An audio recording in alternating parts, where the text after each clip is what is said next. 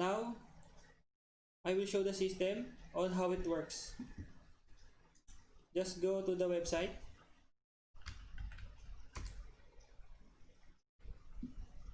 On this home page, you will see the name of the company, Martinez Carriers Company Incorporated. Home, login, slogan of the company, and about the company. Now, let's create a new account for the new customer. Just click here.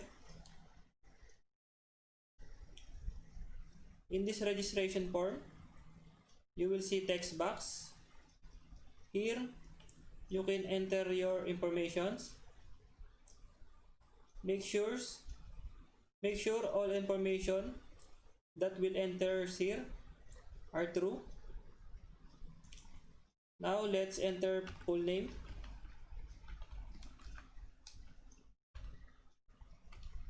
complete address,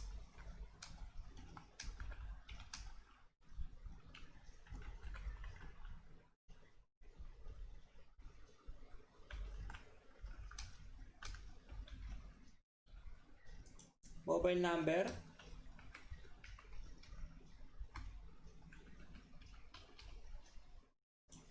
make sure the number you enter is the number you are currently using to receive the messages from admin. Then enter birthday.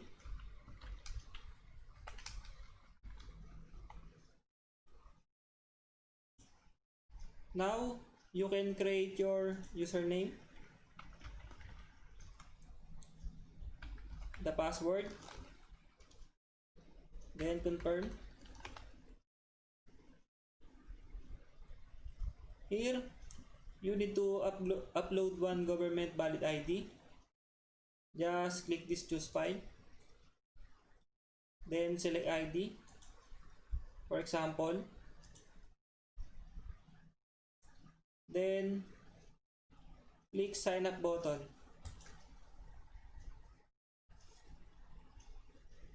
Now, after you signing up, you will receive a text message.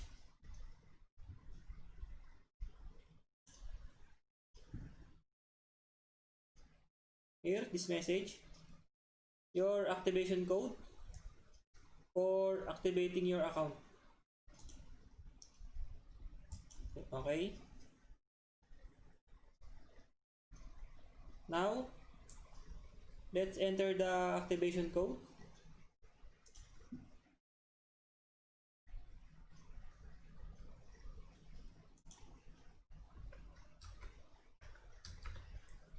After you enter the activation code, just click the activate button. Activate successfully. You may now log in. Now, in this login form, you can now enter your username and your password.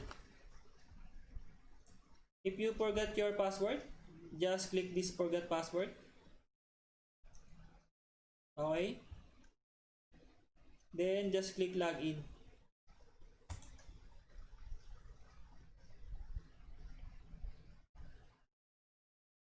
Now, in front end, you will see the transaction module, payment module, and information module.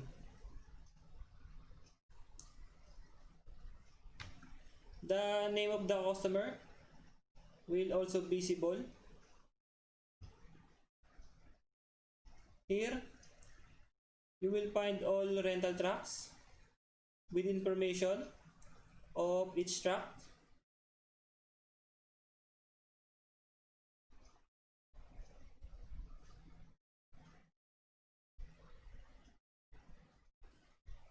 Now we will make a reservation. Just click the reserve now.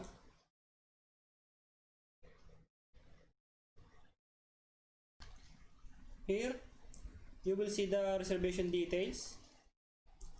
the track code, name of the track, the type, the capacity, and amount to be paid.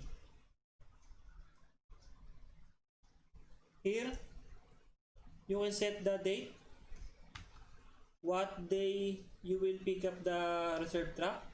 For example, August 29. And here, you can set the date when you will return the track. For example, August 30. Just one day apart.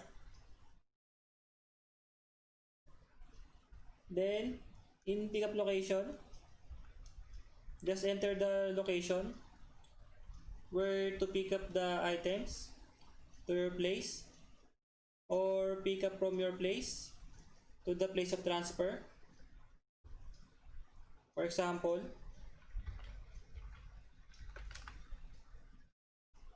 then in pickup items, just enter the items or what items to pick up.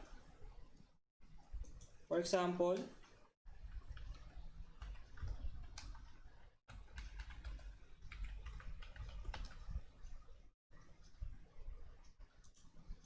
now, as you can see here, the mode of payment,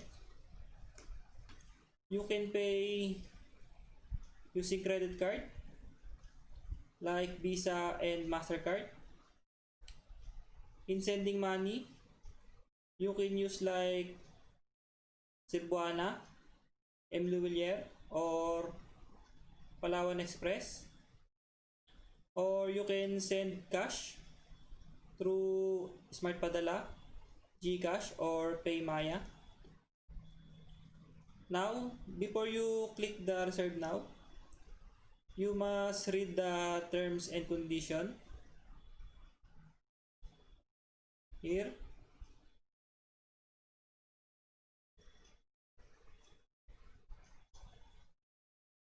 you will see the introduction, who may drive the truck reservation, and payment. Okay? After you read the reservation, the terms and condition, you can now click the reserve now button. For reservation code, here is the text message. Now let's click OK. Once the reservation is done, your reservation request will go to my transaction module.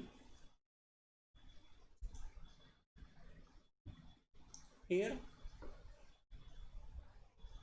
you will see your request in list of transaction, your reference number, then the information of your reservation request.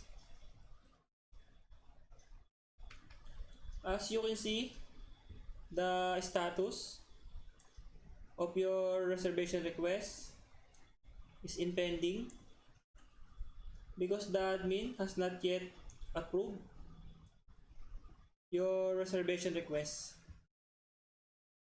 Now, let's go to the admin. Go to the website. Click here. In this login form, just enter username admin and the password.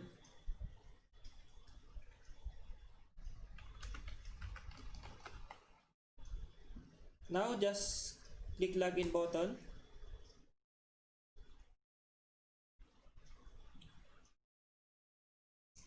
Now this is the back end.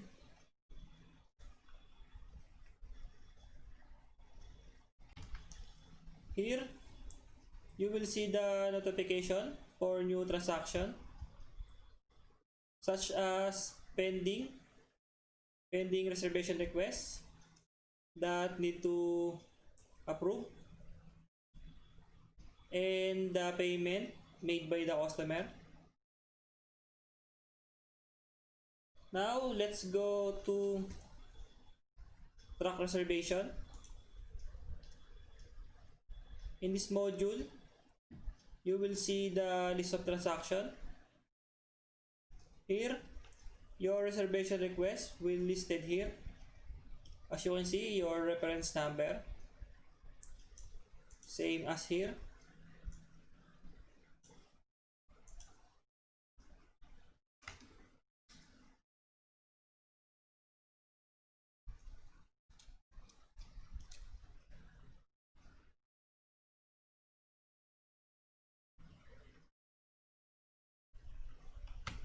In list of transaction, where all reservation requests will be listed here, and will also be held here if the admin approve or decline the reservation request.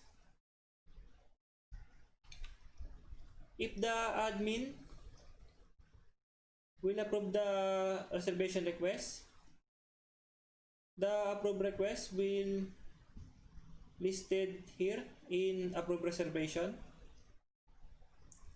Then if the admin decline the reservation request, the declined reservation will listed here.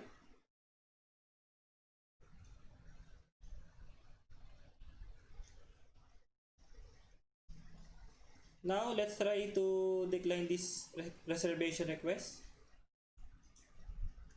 Once the admin decline the reservation, the customer will receive a text message that says, "We cannot accommodate your request this time."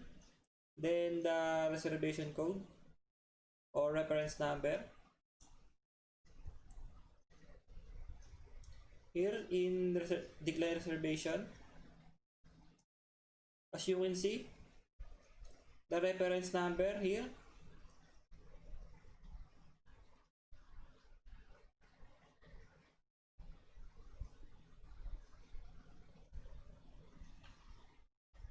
here, and here are same. Okay. Now let's try to approve the reservation request we made recently here. Once the admin approve the reservation request, the customer will receive a text message that says, "Congratulations, reservation is approved." Then your reservation code or reference number.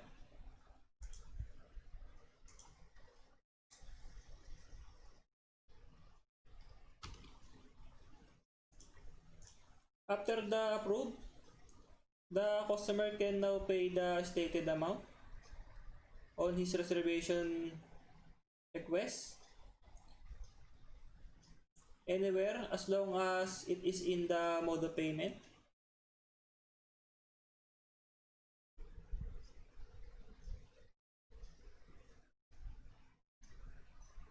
Then let's go to approve reservation. Here is the approved request. As you can see, reservation reference number. As you can see in remarks, the reservation is unpaid. The reason is because the customer has not yet paid. And now let's go to front end.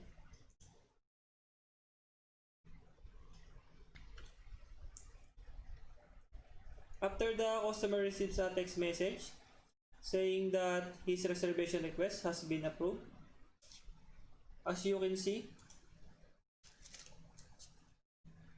the status is now approved. Now he can pay the said amount on his reservation.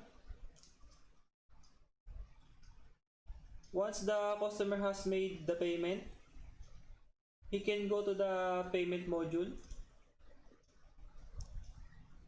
here in this form. He can enter the reservation reference number, this reference number.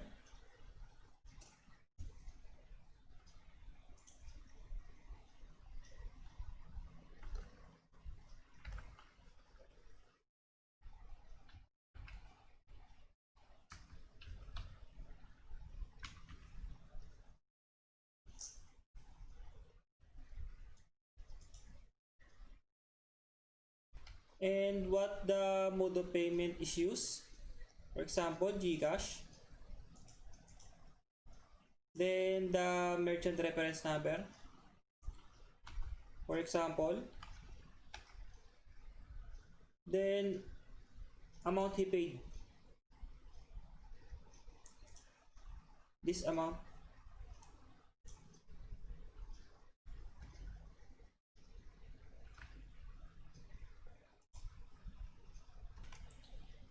If the mode of payment you use is credit card, just click this button for credit card payment information. Just enter the reference number, then the 16-digit number of your card, and the 3 CCV digit that you will see in the back of your card, and the amount you have to pay. Now let's go back. After you enter the all information, just click the confirm button.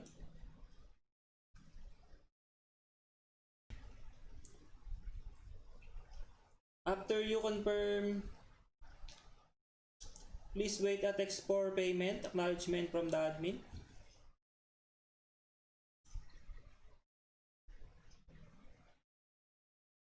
Now let's go back to backend.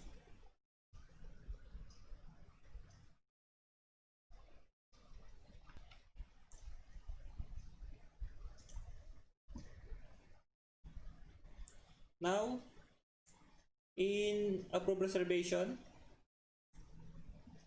as you can see, the remarks of your reservation request is now paid. Now let's go to make payment module.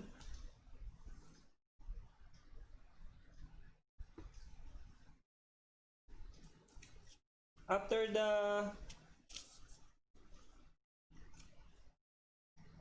customer pays the pending payment,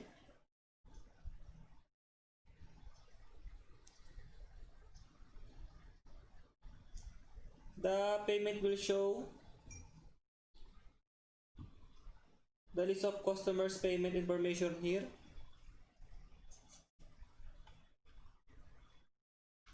Then after verifying that someone has already sent to the GCash account of the admin will click it immediately, the accept button, and then the customer will receive a text message from the admin that they have received the payment. Then let's now accept. As you can see, this text message, payment received for reservation, then your reference number. Okay. After that, the customer can now pick up the truck he reserved on the day he reserved it.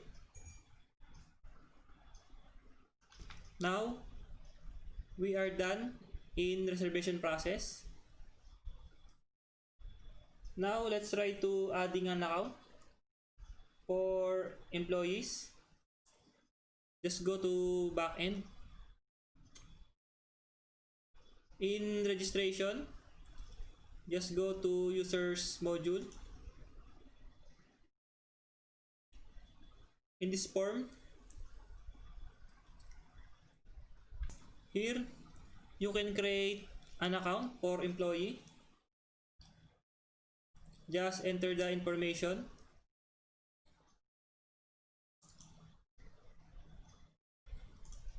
Now, let's enter the employee number.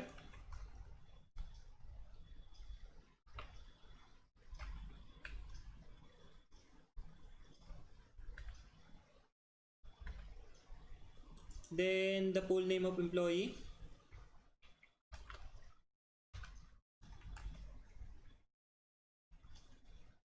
Position. Department.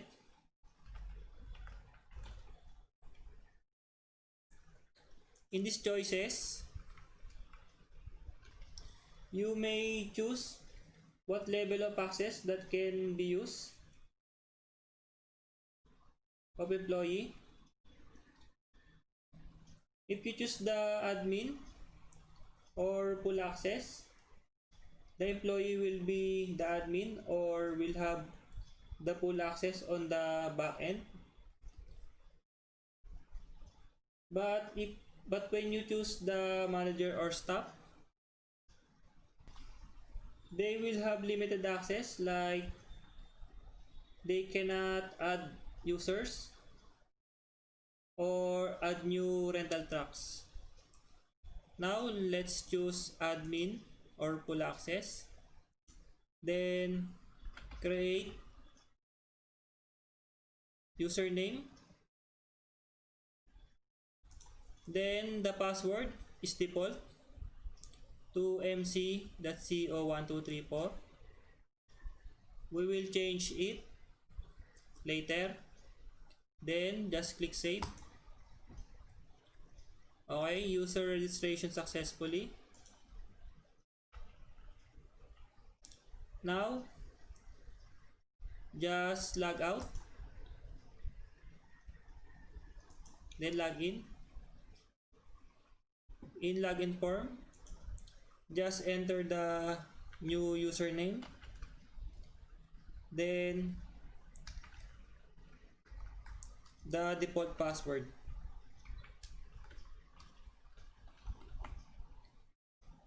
Now just click login. As you can see,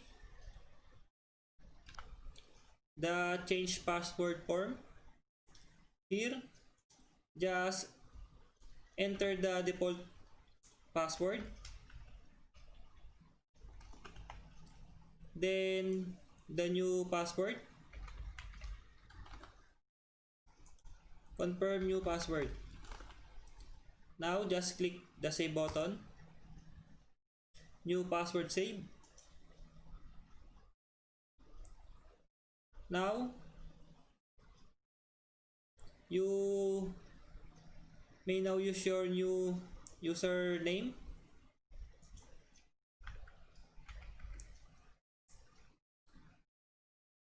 Then your new password.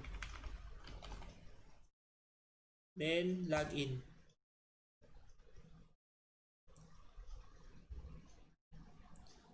As you can see, the new employee is now can access the front end.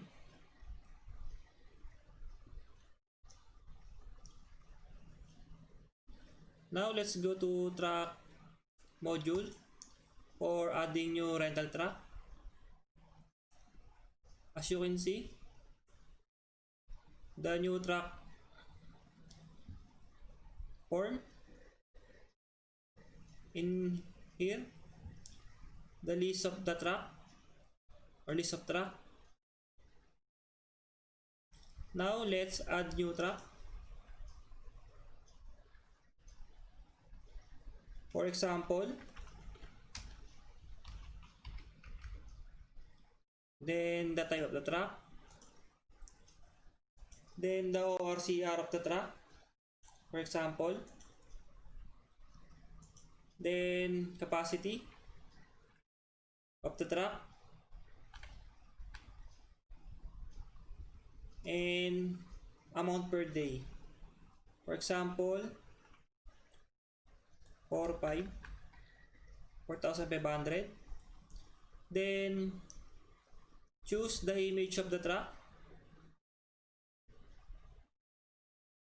here, for example, and then click the save button. Successfully added. Now the new truck added is now listed here.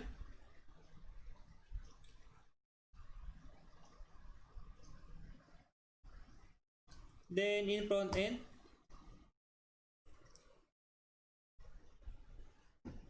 the new added truck will now visible here.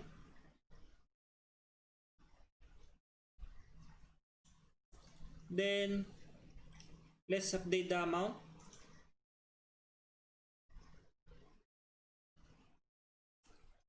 As you can see, the information of the truck. Now let's update the amount. Let's say 7,000. Then just click update button. New amount saved. As you can see, the new added truck here is now the amount is 7,000. Then in front end, you will see the update here. The amount is 7,000.